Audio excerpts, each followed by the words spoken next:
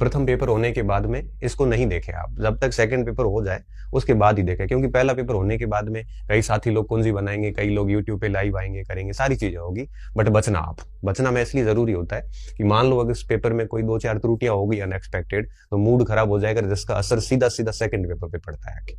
इसलिए मैं ये मानता हूं कि पहला पेपर होने के बाद उसको मत देखो, सेकंड पेपर करके ही सांस लेना आप, तब तक छोड़ो, दोनों को पेपर को एक साथ देखना।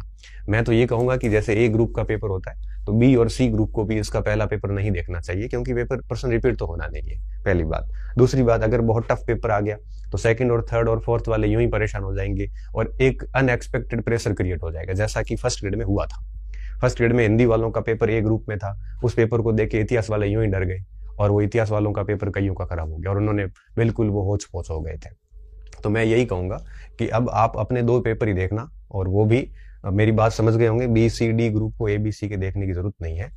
और जो बच्चे एक ही दिन पेपर है उनको भी अपना पहला पेपर है वो दोनों पेपर देने के बाद देखना तो ज्यादा बेहतर रहेगा। हालांकि आप अपने इंद्रियों पे नियंत्रण नहीं रख पाओगे, फिर भी मेरी सलाह यही है, अगर कोई मान लेता है तो अच्छी बात है, नहीं तो कोई बात नहीं, ठीक है, इसका ध्यान रखें। इसके अलावा जब आप परीक्षा हॉल में जाएं तो परीक्षक वगैरह से किसी से कोई बहस नहीं करें, फालतू कोई विवाद नहीं करें, आसपास के जो भी परीक्षार्थी बैठे हैं उनके से कोई जान पहचान नहीं निकाले, क्यों कोई मतलब नहीं है इन सब चीजों का। सीरियस स्टूडेंट आपको प्रश्न का उत्तर नहीं बताएगा और नॉन सीरियस वैसे भी काम का नहीं है, इसलिए इस तरह से वहां रिश्ते बनाने की कोई कोशिश ना करें, कोई मतलब नहीं है, एक अच्छे स्टूडेंट बने रहे। साथ में जब आप प्रश्न अटेंड करना शुरू करो, पेपर जब आपके सामने होगा, तो मान लो कठिन प्रश्न वगैरह हो तो डरने की आवश्यकता नहीं, वो पूरे राजस्थान का ही होता है। अभी आपने देखा होगा फर्स्ट ग्रेड के अंदर 40% का जो क्राइटेरिया था वो बहुत सारे स्टूडेंट नहीं कर पाए, और मेरिट आपने देखी होगी कि कुछ डबल डिजिट में पोस्ट होने के बावजूद भी मेरिट बहुत नीचे चली गई। इसलिए मैं ये कहूंगा कि पहली कोशिश ये करनी है, क्योंकि आरपीएससी का बदला पैटर्न है तो पेपर तो ढंग का ही आएगा, तो आपको कोशिश बनती पड़ती ये करनी है कि 40% अगर बढ़िया क्रॉस हो जाए तो उसके बाद में देखना यही है कि और भी अपन इतना इसको कैसे अप कर सकते हैं। तुक्के नहीं मारने हैं, क्योंकि आजकल के पेपर में तुक्के बैठेंगे नहीं आपके, इसलिए आप रिस्क तो लें, लेकिन कैलकुलेटेड रिस्क लें। कैलकुलेटेड का मतलब यह है कि वो सारे प्रश्न करें जिसके आपको सभी विकल्प आ रहे हो, वो सारे प्रश्न करें आप जिसको आपको 3 विकल्प के बारे में एग्जैक्ट जानकारी हो, तो सीधा उत्तर निकल जाएगा। वो सवाल भी कर लीजिए, 2 विकल्प आपको एग्जैक्ट आ रहे हैं, 2 नहीं आ रहे हैं, तो ऐसे भी आप काफी प्रश्न कर सकते हैं। उन प्रश्नों को बिल्कुल रेड मार्क करके छोड़ दें जिसके बारे में आपको कोई जानकारी नहीं है, कोई जानकारी नहीं हो, या आपको केवल एक विकल्प की जानकारी हो, ऐसे प्रश्नों को छोड़ दें। 30 छोड़ने पड़े तो 30 ही छोड़ दो, 40 छोड़ने पड़े तो 40 ही छोड़ दो। क्यों? क्योंकि ऐसे प्रश्नों में कोई गारंटी नहीं है कि आपका कोई सवाल सही होगा, इसलिए जितने एग्जैक्ट आते हैं वो तो करना ही है। अब मान लो किसी 100 प्रश्न है, पहले पेपर में आपको पता 100 प्रश्न है और दूसरे पेपर में आपके 150 प्रश्न है, तो टोटल 500 का पेपर है ग्रेड 2 का, तो 4 ऑप्शन वाले जैसे 100 में से 30-40 प्रश्न आपको आ रहे एग्जैक्टली, वो आपने कर लिए, बढ़िया ध्यानपूर्वक तरीके से किए और गोले अच्छे से भर दिए ताकि कोई भी आपसे एरर भी नहीं हो। उसके बाद 3 वाले तो वो तो वैसे ही हो गए साथ में, फिर आए आप डबल डिप वाले कि 2 ऑप्शन आ रहे हैं 2 नहीं आ रहे, उस पर भी पूरी जान लगाए और कोशिश करें कि वहां से कोई गलती नहीं। क्योंकि मैं देखो आपको मैं ये कहूं कि नहीं आपको केवल वही सवाल करने जो एग्जैक्ट आ रहे हैं, तो कोई भी छात्र छात्रा ऐसा नहीं है पूरे राजस्थान में जिसको 50 या 60 सवाल, अधिकतम 50 सवाल होंगे जो एग्जैक्ट आते होंगे, उसमें भी 2-4 गलती से चले जाते हैं, तो ये थोड़ा सा क्या गलत हो जाता है। रिस्क तो लेनी पड़ेगी, ऐसा हो कि अब आप कहोगे नहीं रिस्क नहीं लूंगा, एग्जैक्ट में 55-60 ही करके आऊंगा, तो फिर कट कटा के लास्ट में 45-50 बचते हैं। इससे अच्छा ही होता है कि थोड़ी रिस्क लेनी भी जरूरी होती है, लेकिन रिस्क कैलकुलेटेड होनी चाहिए। जैसे मान लो कोई सन आ गया तो सन पे रिस्क लेना मूर्खता है, जैसे कोई गहरा तथ्य आ गया उस पे रिस्क लेना मूर्खता है, जैसे किसी परिभाषा आ गई, विद्वान का नाम आ गया, ऐसे पे रिस्क लेना मूर्खता ही है। क्योंकि रिस्क वहां ले जहां पे सब्जेक्टिव हो, मतलब आप कंसेप्चुअल प्रश्न हो, अवधारणात्मक प्रश्न हो कि कौन से कथन सही है कौन से कथन सही नहीं है, वहां पे रिस्क ली जा सकती है। तो रिस्क हमेशा जो आपके कंसेप्चुअल प्रश्न होते हैं, एनालिटिकल टाइप के, जिसको कथन कौन से सत्य है कौन से कथन सत्य नहीं है, कौन सी विशेषताएं हैं कौन सी विशेषताएं नहीं है, निम्नलिखित में से कौन सा है कौन सा नहीं है, निम्नलिखित में से सुमेलित कीजिए, दैट टाइप, मतलब इस टाइप के जो प्रश्न होते हैं उन पर रिस्क ली जा सकती है। लेकिन 1 लाइनर प्रश्न है और प्रश्न पूछ लिया गया है कि मान लो कि राजस्थान के अंदर लोकपाल अधिनियम में कितनी धाराएं हैं, अब जब आपको नहीं पता है तो 18-19 का क्यों तुक्का मार रहे हो। हाँ, अगर ये पूछ लिया कि लोकपाल अधिनियम के दायरे में कौन सा नहीं है, 1 2 3 2 3 4, यहाँ सोच के थोड़ी रिस्क ली जा सकती है कि हाँ यहाँ ली जा सकती है, बट धाराएं पूछिए, आपको धाराओं का कोई आइडिया नहीं है, छोड़ दो आप इसको। अब मान लो पूछे कि लोकपाल अधिनियम कब आया, 4 डेट आ गई उसमें, और पीछे सन आपको पता है लेकिन 4 डेट आ गई है, अब आपको डेट का कोई आइडिया नहीं है, छोड़ दो उसको। क्यों? क्योंकि ऐसे तथ्यों पे रिस्क लेना मूर्खता कहलाता है। तो कोशिश करना कि जो तथ्यात्मक प्रश्न हो वहां पे रिस्क लेने से बचें आप। तथ्यात्मक प्रश्न पे कब रिस्क लें आप? जब आपको 2 ऑप्शन एग्जैक्ट पता है कि ये हो नहीं सकता, शेष 2 ऑप्शन बचे हैं, उसमें भी कोई डेट वगैरह है, तो मुझे लगता है बचना चाहिए।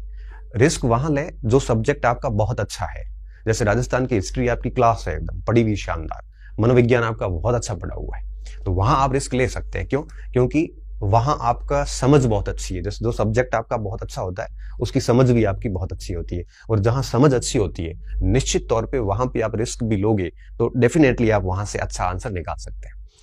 उन बिंदुओं पे रिस्क न लें जो आपके पहले से कमजोर है। जैसे मान लो कि आपका कोई ऐसा पोर्शन जैसे करंट अफेयर्स बहुत अधिक पढ़ा हुआ नहीं है, और अगर वहां पे जाके आप रिस्क लेते हैं तो नुकसान क्या होगा कि गलत जाने के चांसेस 100% रहते हैं, 100% चांसेस रहते हैं कि गलत जा सकता है। इसलिए कोशिश करें कि ऐसे बिंदुओं पे रिस्क बिल्कुल नहीं ले। तो रिस्क कहाँ ली जा सकती है? अवधारणात्मक प्रश्नों पे ली जा सकती है, जो आपका सबसे मजबूत भाग है वहां पे रिस्क ली जा सकती है।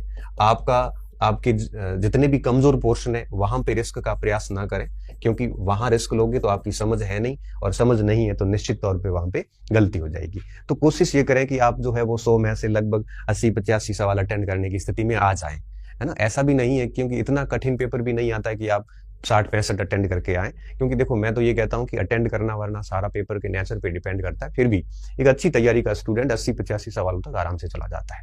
अब ऐसा भी मत करना कि सर ने कहा 80-85 और बहुत टफ पेपर आ जाए तो 80-85 छोड़ो 60-65 पे भी काम हो जाता है। ये आपको परीक्षा हॉल में समझना है। अच्छा, अगर सरल प्रश्न आ जाता है तो वहां पे आपको बहुत अधिक घमंड में नहीं आना है, उछलना नहीं है। अभी उसको भी बढ़िया अच्छे से हिंदी इंग्लिश में पढ़ के और बहुत तरीके से एलिमिनेट करके आंसर देना है।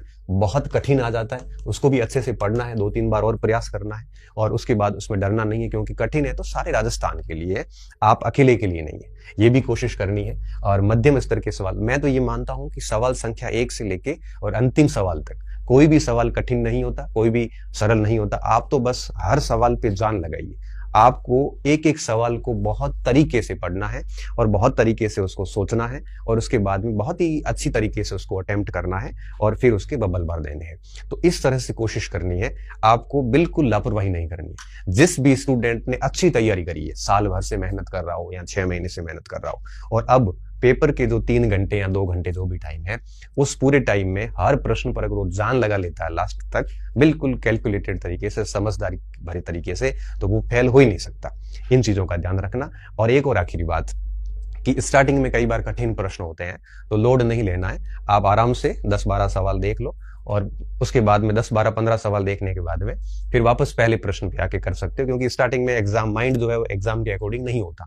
तो कई बार स्टार्टिंग में जब प्रश्न पढ़ते हैं तो बड़े कठिन से लगते हैं, फिर वापस देखते हैं तो थोड़े वो आसान भी लगने लगते हैं। ये चीजें ध्यान रखें। जिन बच्चों के कंफ्यूजन की दिक्कत आती है तो उनको ऑप्शन के ऊपर प्रश्न पत्र रख लेना चाहिए। प्रश्न पढ़ने के बाद सोचिए उसका उत्तर क्या है, फिर प्रश्न पे प्रश्न पत्र हटाइए, उसमें अगर वो ऑप्शन पढ़ा है तो राइट क्लिक करके उसको कर लीजिए।